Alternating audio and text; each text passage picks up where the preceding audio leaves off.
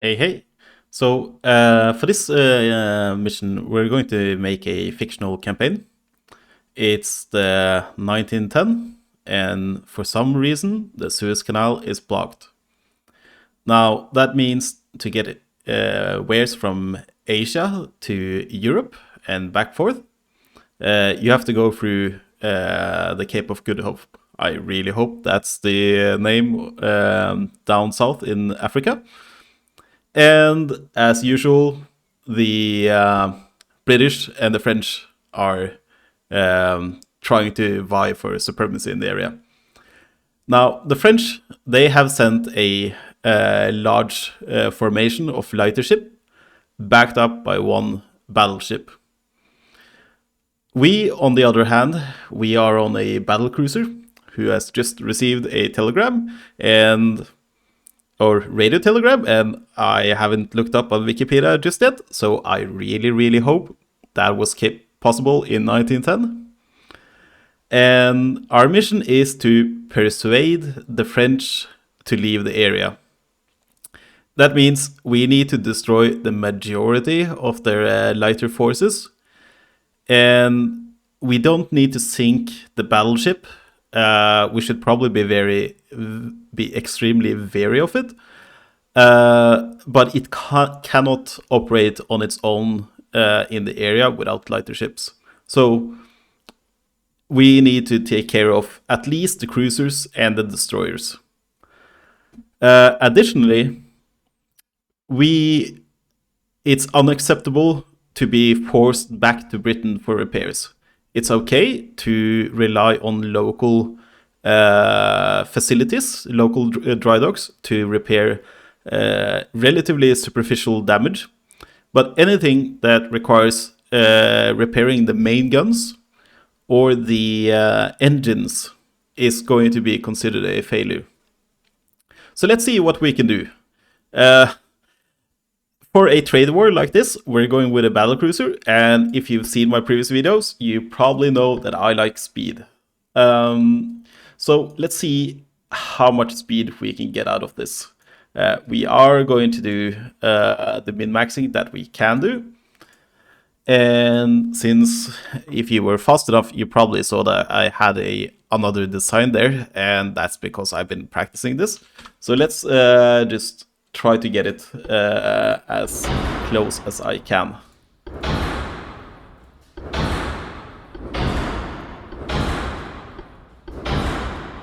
And essentially, no, torpedoes of this age, they're still too slow and too short range, so I don't feel the need for them. And as usual, let's just get some base values here, so I know how to balance this later on.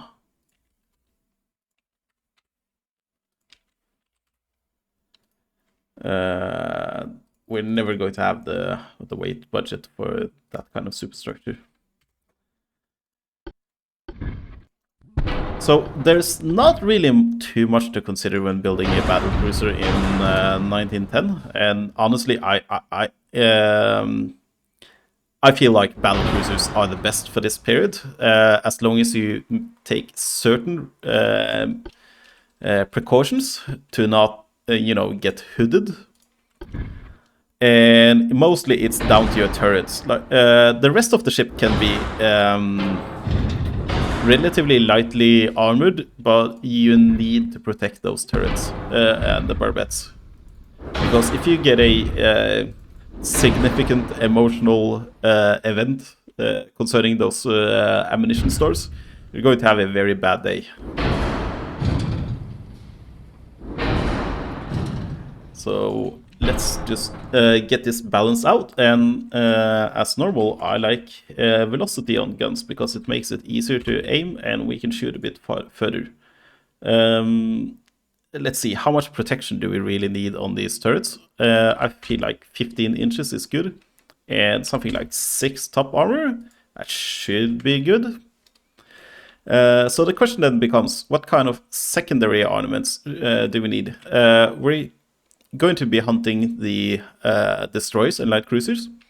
I feel like these guns will take care of the destroy the light cruisers pretty easily. But when it comes to the destroyers, we have a few options here.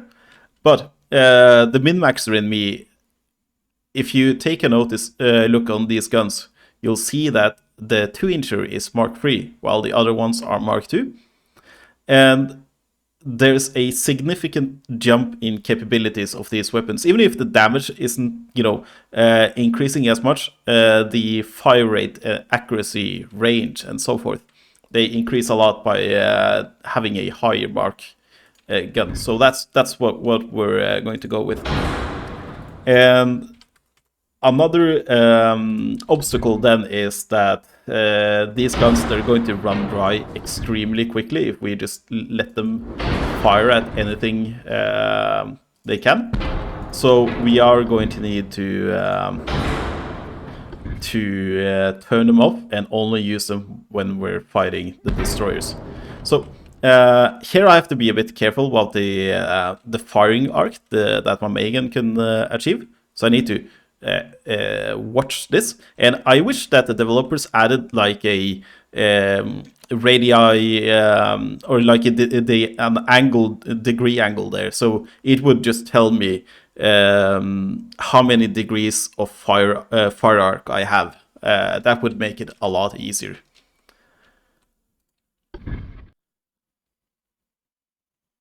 So let's just get some more 2-inchers in there. They're really easy to fit since they're so small. Let's start closer to this without disrupting this arc too much. Yeah, that's going to be fine.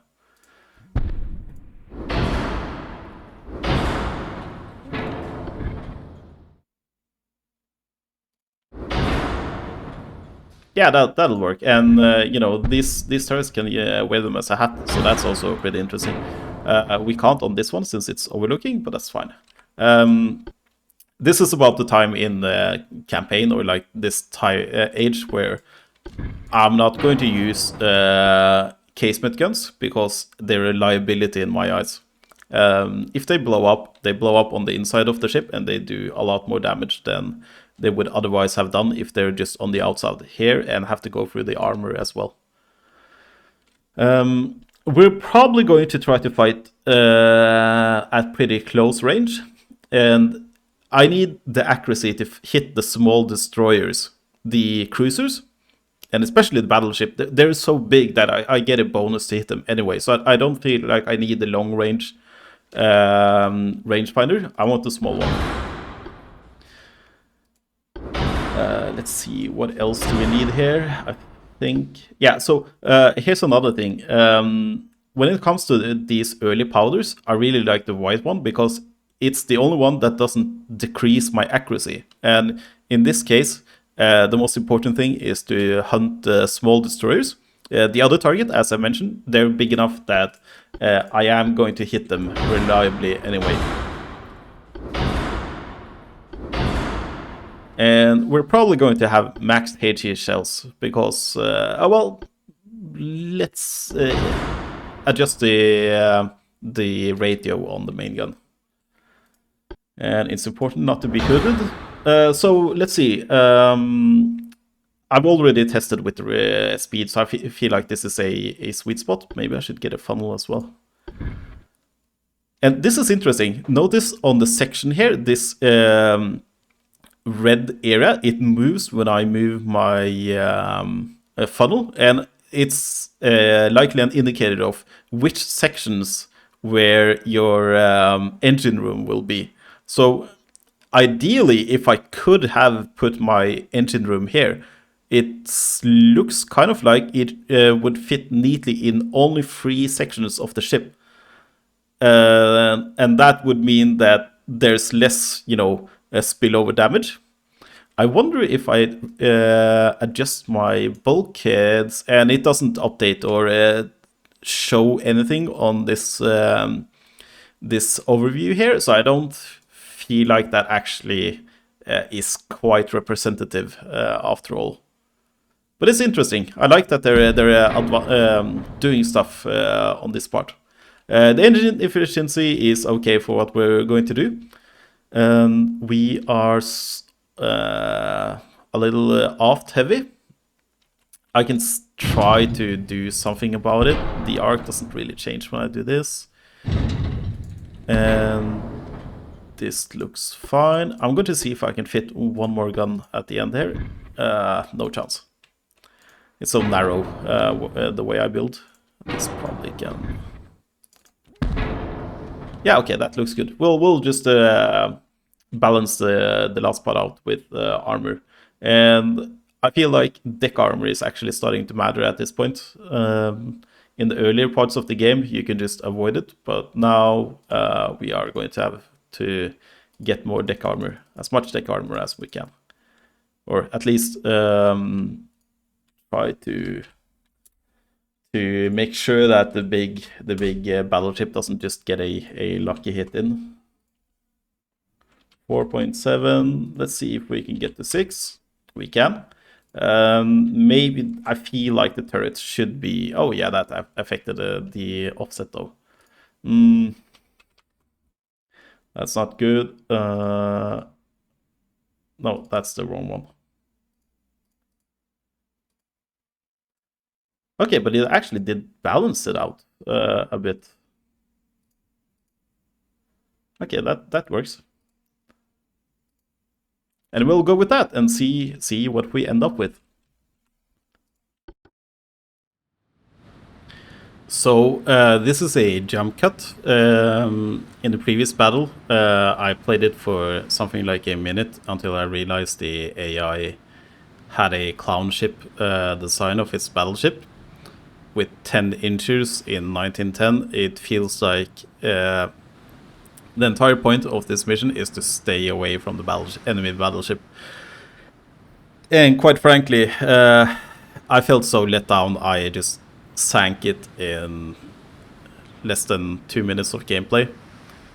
So hopefully we have rolled something a little bit more threatening.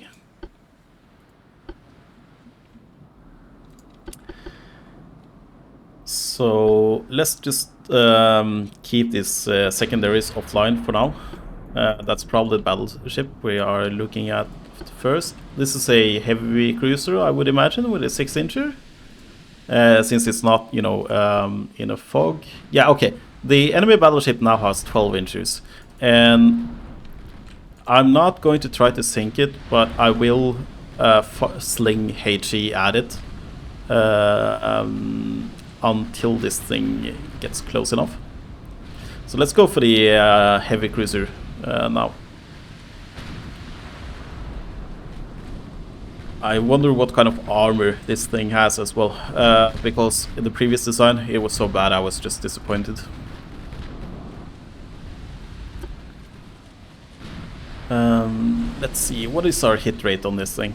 43%, that's pretty good, very good. And I feel like this is a mistake to turn into the torpedo ship like this, but I have a disdain for torpedoes of this era. They have so short range and they are so slow. It makes sense in real life when you have terrain to care about, but since the only matches we have are these open, flat seas, it's not really anything I feel like I have to take seriously at this point. It's a bit different when you get past 1920 or something like that. Then torpedo starts becoming scary. But I am within torpedo range of them at this point, so I'm not going to, you know, completely dismiss them. I have to take precautions. Okay, it's taking a while to get through the armor of the heavy cruiser, so I'm probably better served trying to take out some of their light cruisers instead. Which I suppose... No, this is probably just a destroyer, right? Yeah, that's a destroyer.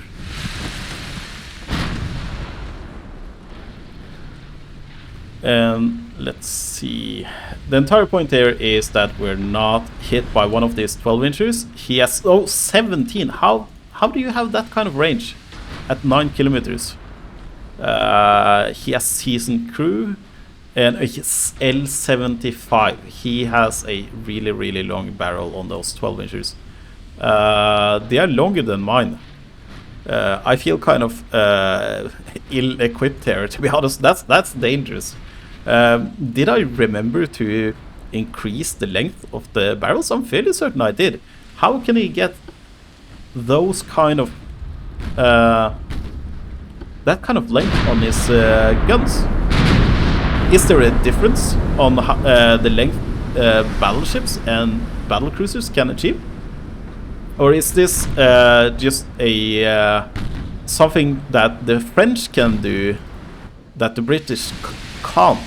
Now this needs to be investigated, because that is very interesting if they can get a lot bigger guns in this early in the game. I had in mind of making a German campaign, if it weren't for the fact that the beta is updating so often that your save games is just going to be, you know, it's not going to be able to load every time it updates. But if the French have those kind of guns, I might have to go with the French campaign, because I like things that I can abuse. Okay, let's see if we can annoy this battleship, because he's so dangerous that I need to do something to reduce his ability to hit me. I mean, 15%, that's too much. I need to have an angle here. Yeah, it's this is dangerous. Okay, I'm starting to flood, but I was probably hit around here. Yeah, you can barely see the water coming up.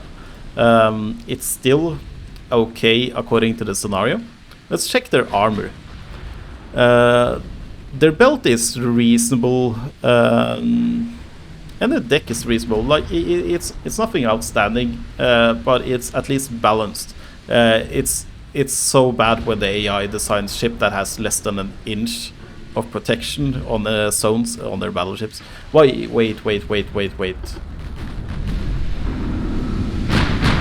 Okay, you seem to be having a problem here, Björn? I have no idea how to pronounce French names. But it seems like what this ship has in firepower, it had to pay with in survivability. They have standard bulkheads, so it doesn't look too bad. And even have an increased draught, so they have more buoyancy. Okay, we need to shoot HE at this point. Well, I'm smelling blood. I'll come back to the enemy battleship in a moment. I just need to make sure that these ships that are closer, that they don't whittle me down in the meanwhile.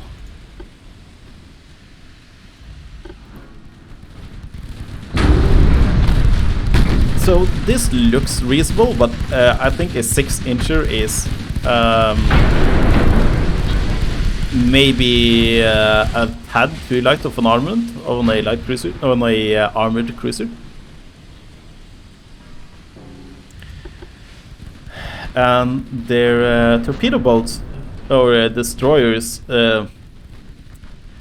Yeah, I'm not a fan of that design.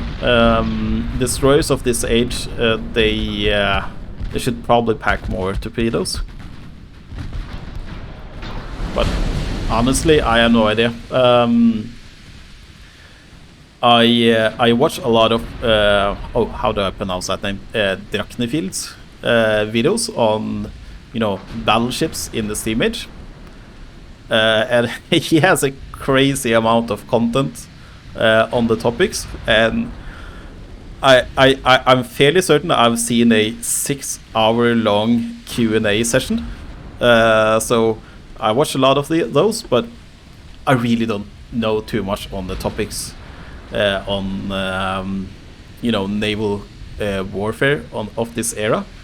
So if a French destroyer anno 1910 is supposed to have 2 torpedoes or 4 or 6, I have no idea. So I'll try not to talk in definite tones, and you really shouldn't consider me a subject matter expert. But I feel like that's underwhelming still. Oh, I haven't even had my secondaries on this entire time. And it can't even attempt to hit that destroyer. Maybe if I get the ranging done, it'll be able to do... Oh yeah, 0.2. That's nice. Yeah, it's not easy to hit these tiny ships at a distance when they're this fast. And your gun technology is as bad as it is in 1910. So that the destroyers have that going for them, at least.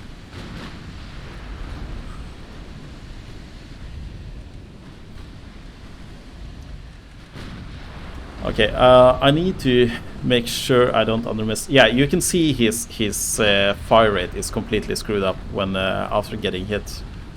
Or not his fire rate, but his ability to hit me. So I'll just put him out of his misery right now. I hope.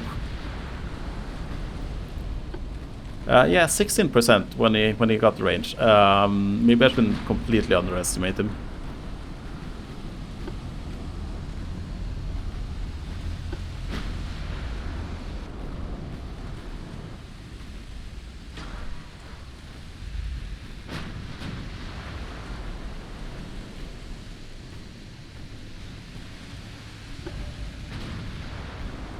Yeah, 10 kilometers out, that's pretty good.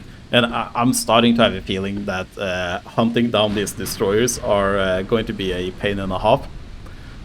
I mean, they are 7 clicks out, and my secondary isn't even attempting to hit them. So I have a feeling that maybe 2 inches don't really do anything at this point in the game.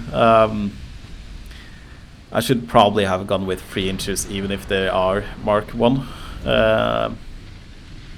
But that's a lesson for another time.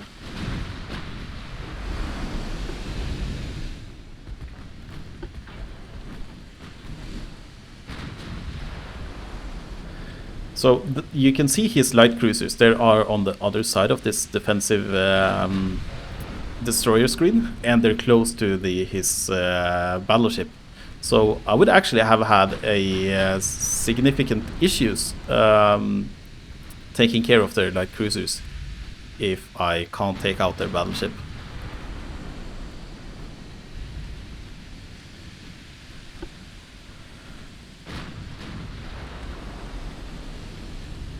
Okay, now we finally had a flooding in his engine compartment, and I feel like this is what's going to take him down. Because once your engines start failing, your ability to pump water just decreases a lot. And there we go. Let's just get this smaller boats out of the way. I'll probably won't be showing the entire rest of the match, but because I feel like the dangerous element just sank to the bottom of the sea, and with my speed and range, these guys shouldn't be able to hurt me unless I do something stupid like try to get too close to finish them off. You know, it's very tempting to save time by doing that, but it's also very dangerous. Let's go for the light cruiser, since they are far easier to hit than the destroyers. So notice that the light cruisers actually have bigger guns than the armored cruiser.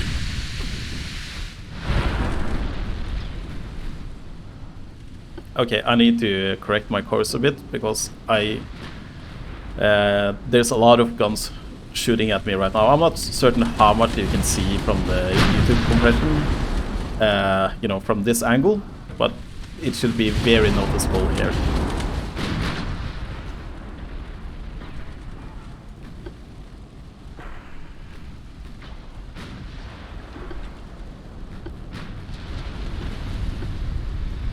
Yeah, extensive fire, flash fire, yeah.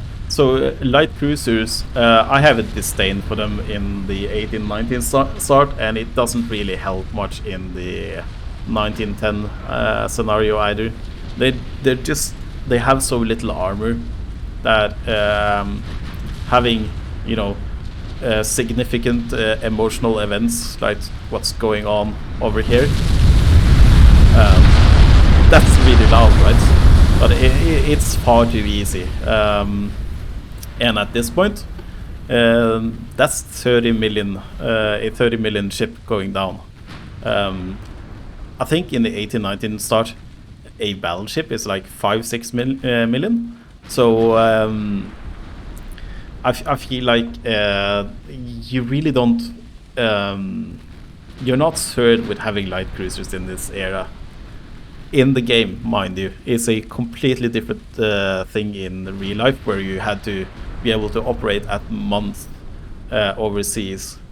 During the First World War, some of the light cruiser action happened around South America, and around South Africa, like this scenario is happening right now. So you definitely want ships that you can stay on for like half a year at least at a time. And when I'm saying half a year, yeah, I don't mean that you go 6 months before you return to port, but that you can operate far away from your home port. Which also reminds me that the entire international system for neutral ports is pretty crazy, but I don't really feel like talking too much about that right now. But it's fairly weird, like how nations over time have agreed to have neutral ports, and how they are supposed to react when there's a hostile ship in one of those ports, and what's allowed and not allowed.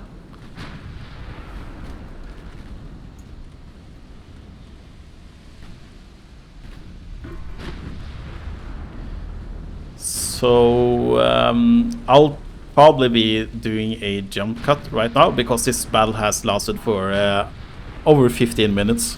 I feel like the content is stretching out. So I'll jump to the post-battle screen, and I haven't done one yet, but I'll try to make one of those ending animations. I really like doing that. It's fun, and it doesn't require too much work when you're working in the hold and ball style. So everything is terrible. Everything went wrong. I could finish off the light cruisers. They couldn't do anything against me. But those damn pesky DDs, I couldn't hit them at all.